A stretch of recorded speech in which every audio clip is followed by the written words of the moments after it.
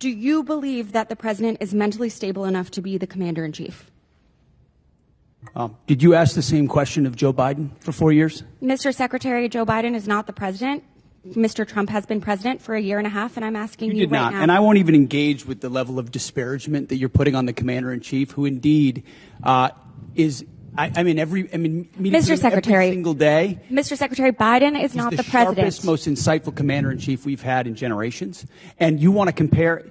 You want to ask that question after you and your fellow Democrats defended Joe Biden, who could barely speak and didn't know what day of the week it was? As you know, he governed through an auto pen. He had a Secretary of Defense who went AWOL for a week. I can't be gone for 10 days. For 10 minutes. I will reclaim my time. Thank you so much. Genlady's time. She reclaimed it. So, as Mr. Jimenez said, we should be taking leaders at their word. So, is there a reason that we should not be taking our leader at his word? Iran should not underestimate the will of President Trump and the United States military to achieve our mission.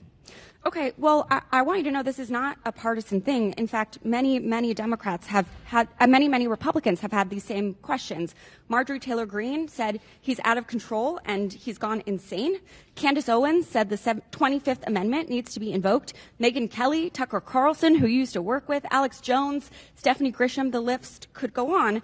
So how do I explain to my constituents that while they are in harm's way, their commander-in-chief is posting these unhinged posts? How did you explain to your constituents what happened on October 7th?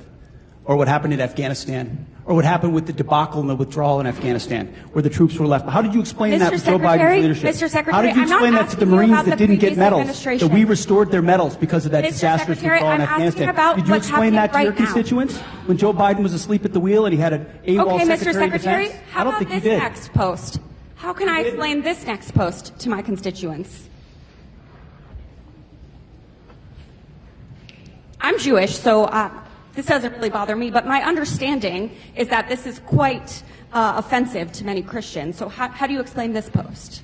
I'm not here to explain posts. We have an incredible commander-in-chief who puts our troops first. I'm here for a budget hearing about our troops. This is historic budget that's giving us a chance to defeat Mr. Secretary, our adversaries. President Trump is doing that in world-class fashion. This is about our troops. Has reclaimed her time, Mr. Secretary. This is about our troops. This is about who is commanding our troops and if our troops can trust that they are being sent into harm's way under good strategy. The mental stability of our commander-in-chief is deeply important to our troops. It's deeply important to this country. It wasn't important to you during Joe Biden. I'll remind you that when there were concerns, Democrats came together, and he was not our nominee for president. So I encourage you to have the same courage that Democrats had. Mr. Secretary, you keep saying that he is the best commander-in-chief we've ever had, the best negotiator. Talk to the troops. 13 American troops have died. More than 380 have been wounded. The Strait of Hormuz, which was wide open, is now closed. Less than 90% of traffic through the strait is still not going despite the ceasefire. The Iranian regime is still in power. It still has nuclear material. The war is costing Americans billions of dollars. And Mr. Secretary, if you think that this is what winning looks like, then maybe we should be questioning your mental stability. Maybe you are the one responsible for this failure, and the president should think about replacing you. Mr. Chairman, I yield back.